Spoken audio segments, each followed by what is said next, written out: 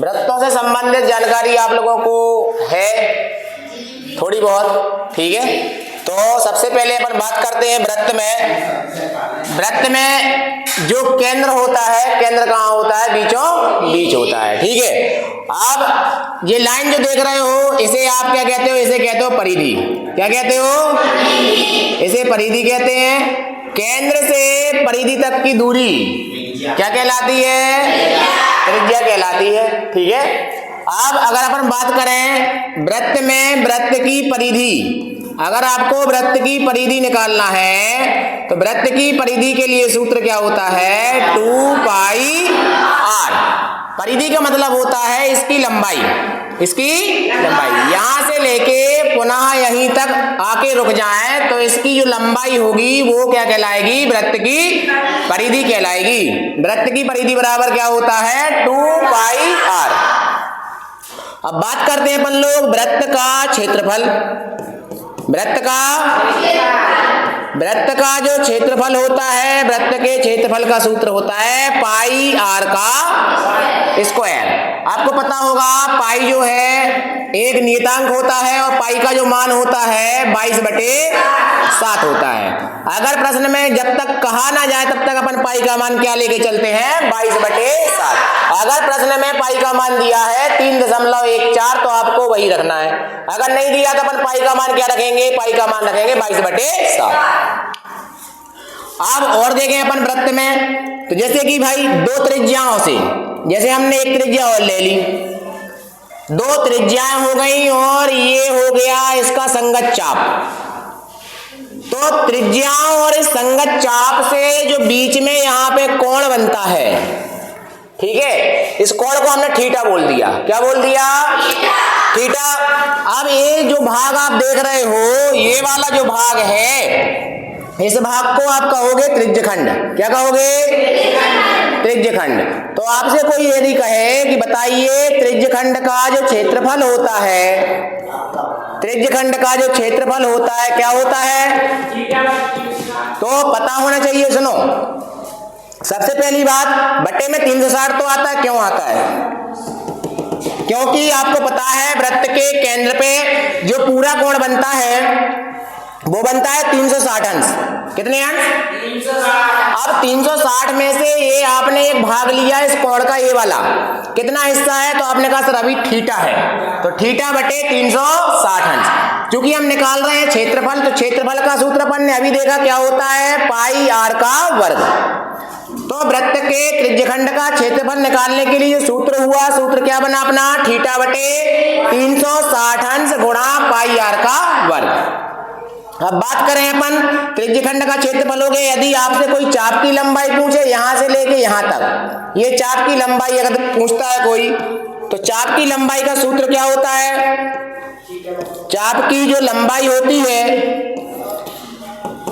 Theta बटे 360 गुणा में आ जाता है 2 पाई r।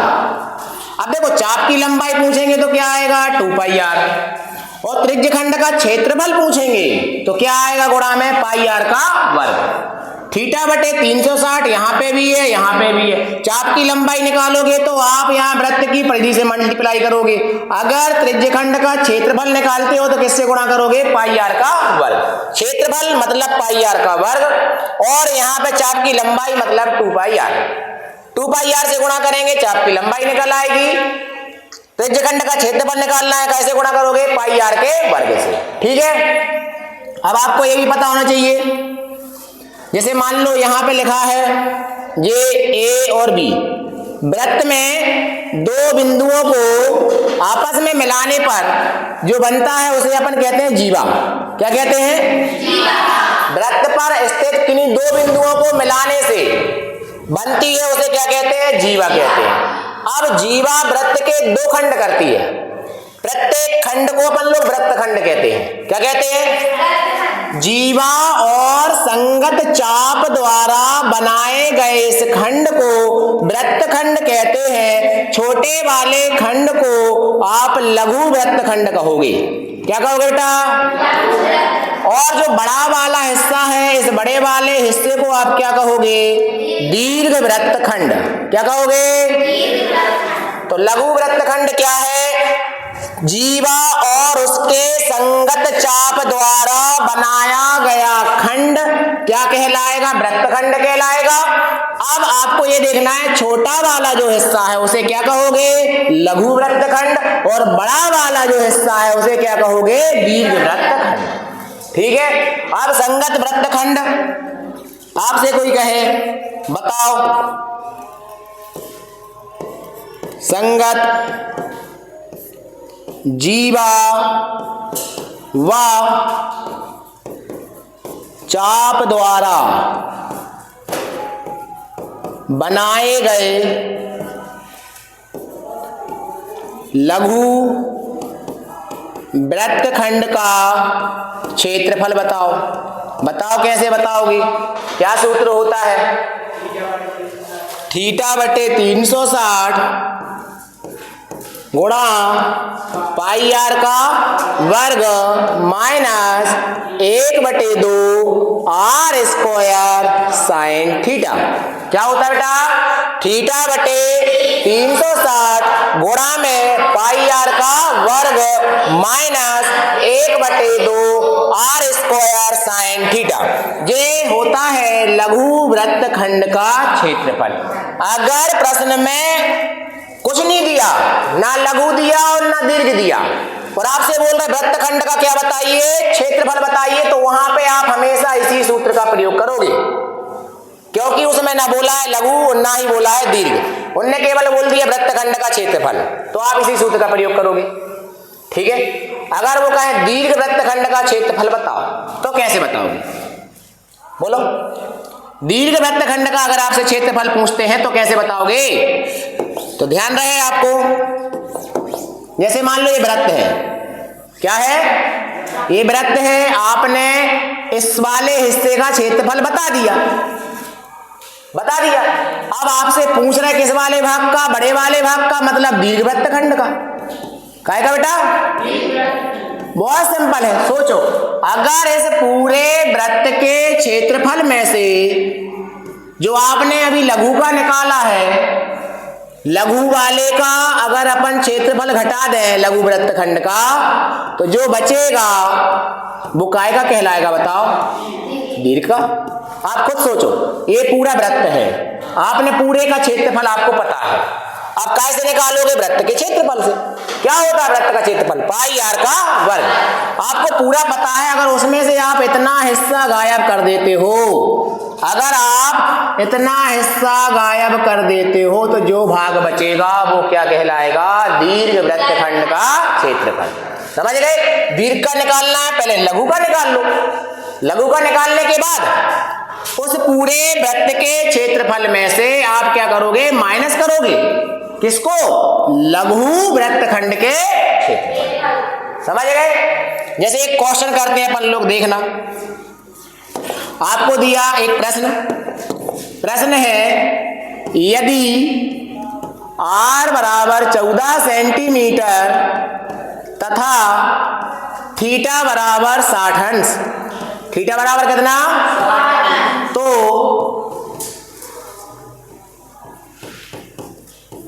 वृत्त के त्रिज्यखंड का क्षेत्रफल बताइए।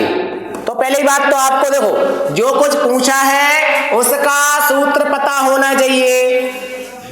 प्रश्न में क्या क्या दिया है, तो सबसे पहले आपको जो दिया है उसको नोट करो। हमें पता है, दिया है कि r बराबर कितना है? 14 सेंटीमीटर। कोण थीटा बराबर कितने अंश बेटा? 60 अंश। क्या पूछा है आपसे? वृत्त के त्रिज्य खंड का क्षेत्रफल पूछा है, ये आपको ज्ञात करना है, बराबर में क्वेश्चन मार्क। अब हमने सूत्र अभी देखा है, वृत्त के त्रिज्य खंड का क्षेत्रफल ज्ञात करने के लिए सूत्र होता है थीटा बटे 360 अंश गुणा पाई आर का वर्ग। थीटा का मान कितना है बेटा? तो थीटा की जगह पे क्या रख दोगे? 60 बटे में कितने हैं? 360 गुणा पाई, पाई का मान क्या रखोगे? 22/7 रखोगे। आर का मान कितना है 14।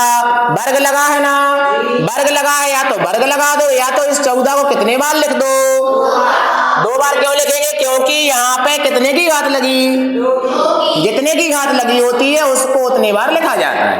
नहीं लिखना कोई बात नहीं, 14 लिखो, उसके ऊपर वर्ग लगा दो। और आपको पता है 14 का वर्ग कितना होता है 196। ठीक, अब अपन इसको सॉल्व करेंगे। 0 से पहले 0 काट दो, 0 से 0 गया, ऊपर कितने 6, नीचे कितने 36, 6 से काटे 6 एकम 6 से 6 बार में 36, मतलब यहां बनेगा 1/6। कितना बनेगा 1/6। 7 से काट दो 14, 7 एकम और 7 दूनी, क्या बचा अपने पास 22 गुणा 14 गुणा 2। और कट रहे, और काट दो 2 एकम 2 से 6 कटे कितने बार 3 बार। अब अपने पास बचा 22 गुणा 14 बटे में कितने 3, गुणा कर लेंगे। 22 चौको 88 की 8, हां से ला गई 8, 22 से कम 22, 22 और 8 कितने हो गए 30, बटे में कितने हैं, बटे में है 3। तो यहाँ पे आ गया 308 बटे कितने 3। और यहाँ पे अपन लिख देंगे वर्ग सेंटीमीटर। क्षेत्रफल है इसलिए काय में आया वर्ग में। अगर हम क्षेत्रफल ना निकालते, अगर हम चाप की लंबाई निकालते तो चाप की लंबाई काय में आती सेंटीमीटर में, काय में आती सेंटीमीटर। लेकिन जब भी आप क्षेत्रफल निकालोगे, क्षेत्रफल की जो इकाई होती है वो क्या होती है वर्ग।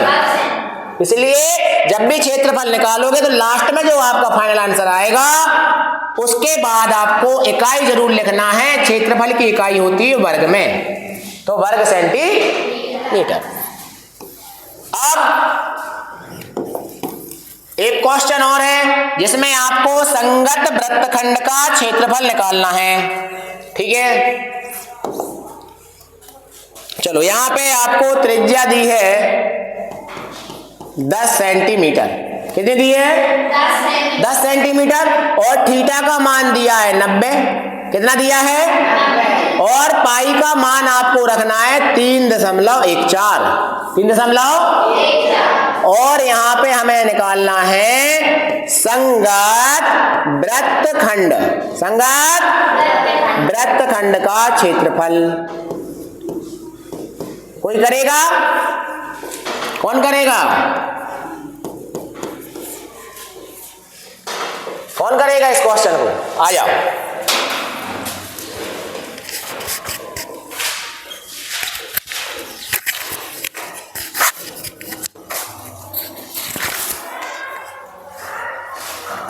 ठीक है बात।